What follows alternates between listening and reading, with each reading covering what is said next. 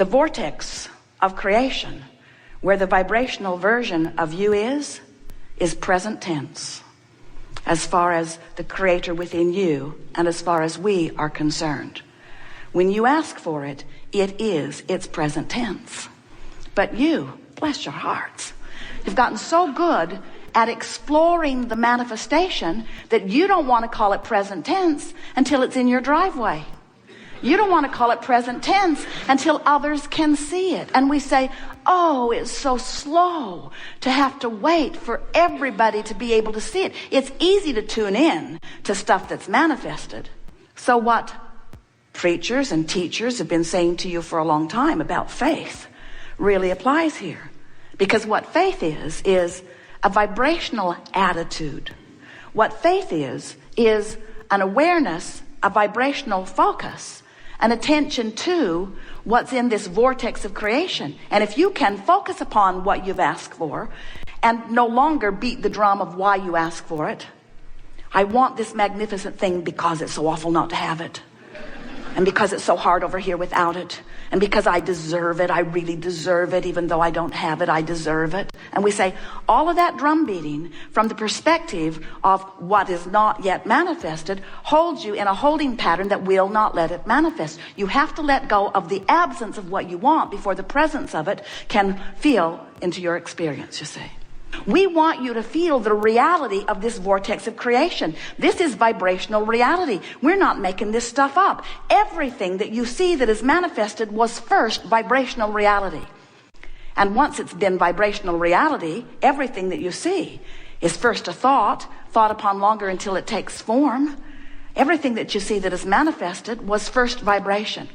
And the gap, the amount of time that it takes from the offering of the idea and flowing it vibrationally into your vortex and the full-fledged manifestation of it is as short as no time when you are a vibrational match to what you're asking for. The amount of time it takes for you to manifest things wanted is the amount of time it takes for you to get in the vortex and consistently stay there. So when we say to you, which will be the answer to every question that you ask today, it would be very boring by the end of the day. Go to the vortex, go to the vortex. And so some will say, well, what does that mean? And we say, it means stop doing whatever you're doing that's keeping you out of the vortex. What do I have to do to get in the vortex? Nothing. Well, then how come I'm not in there? Because you're doing stuff that holds you out. Okay, so what do I have to do to get in? Nothing. Well, then how come I'm not in there? Because you're doing stuff that keeps you out. Abraham, are you deaf? Can't you hear what I'm asking? I'm not in the vortex. How do I get in? What do I have to do? Nothing. But you have to stop doing that thing that's holding you out.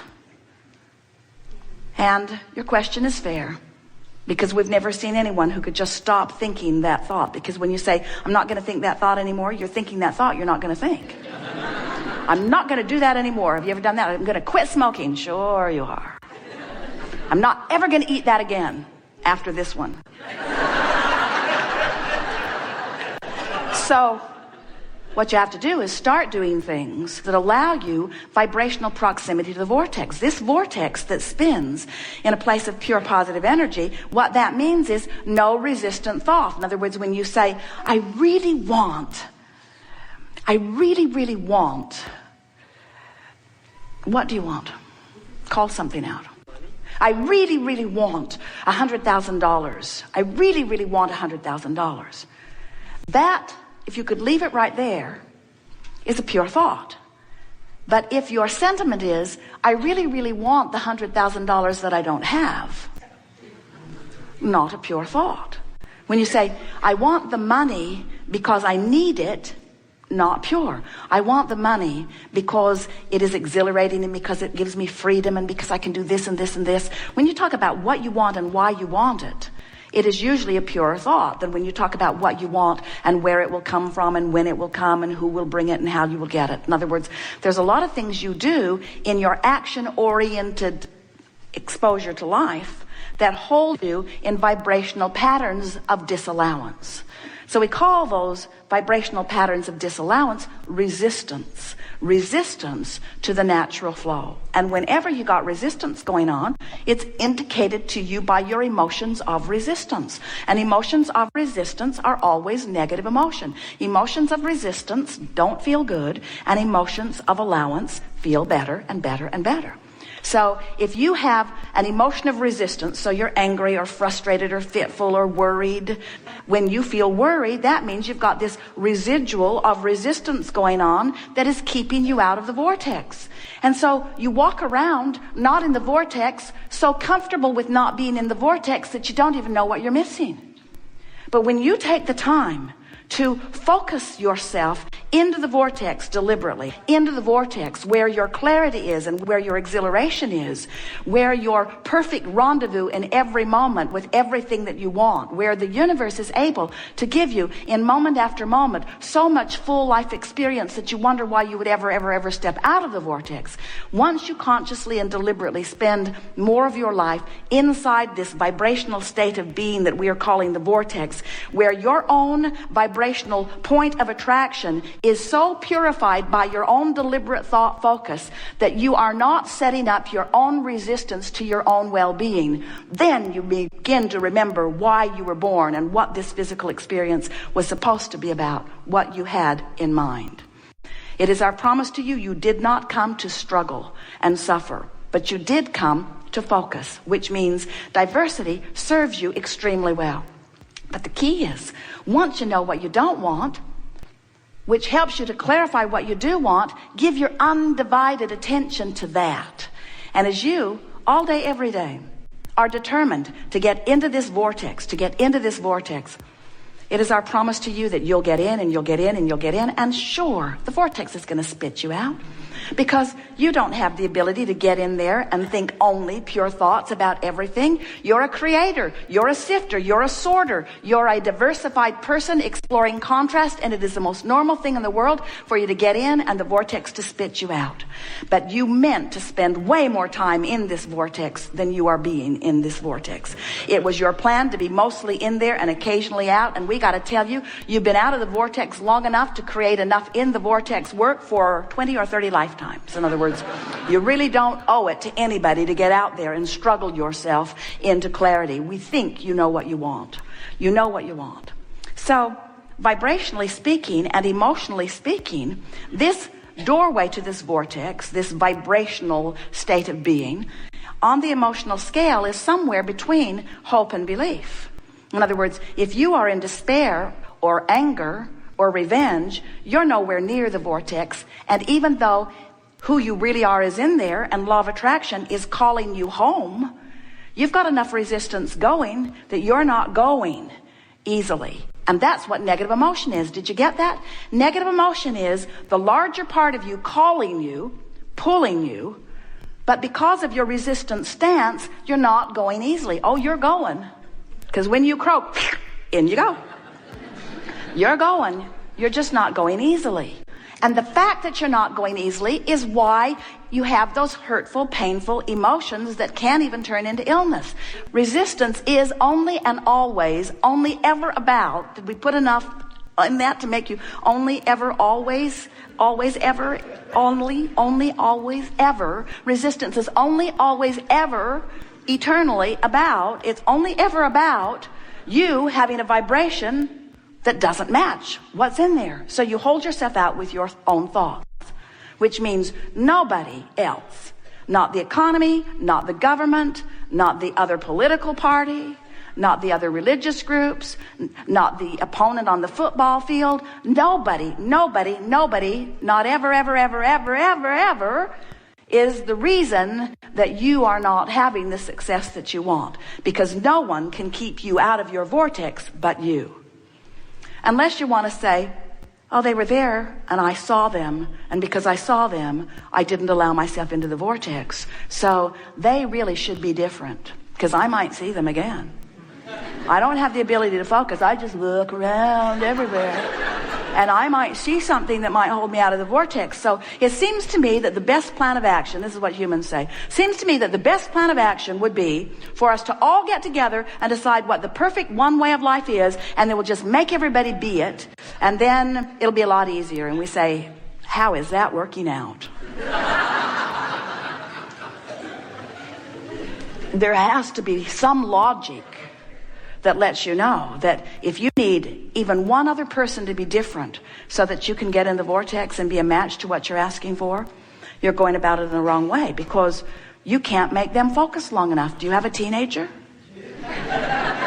You can't get them to hold you as their dominant intent. Isn't it, or wasn't it, maybe not for you, but many of you feel shocked that others would have the nerve to care about their life more than yours.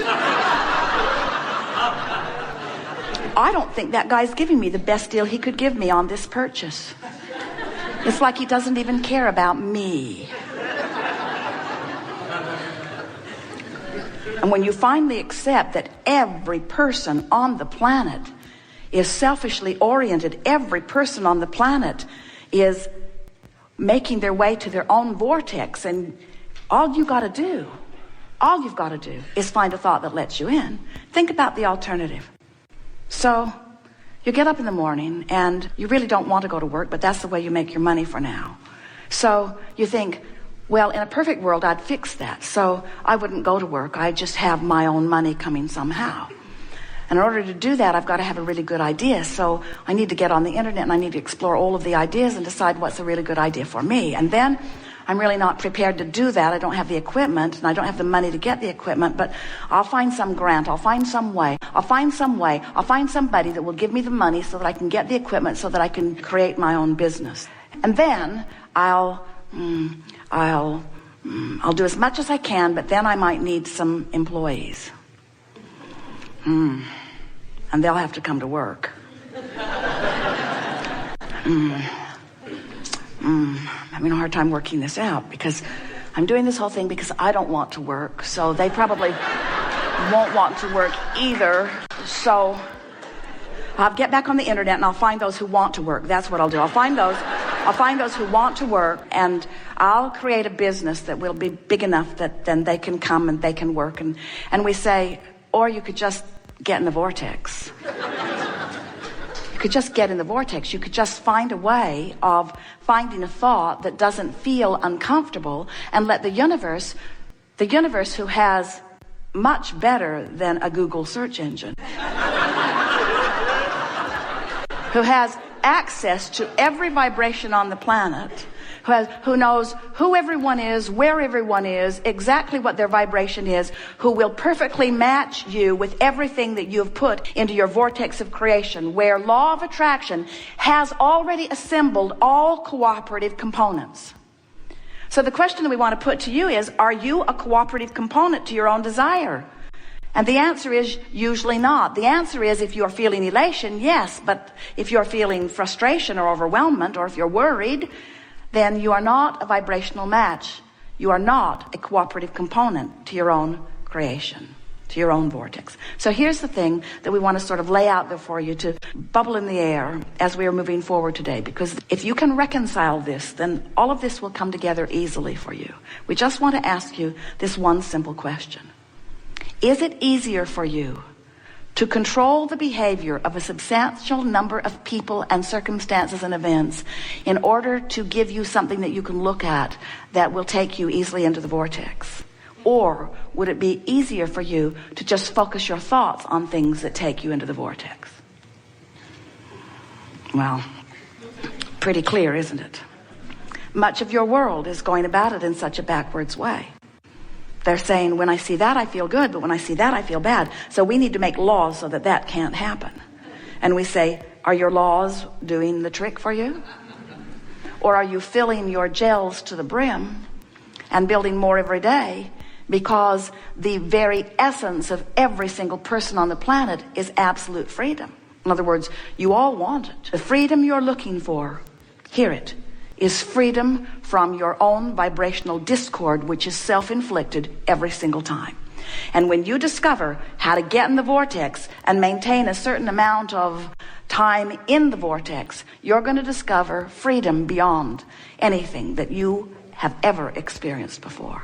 And that's what we're rooting for. We're rooting for the alignment of you in your physical form with you in the vortex.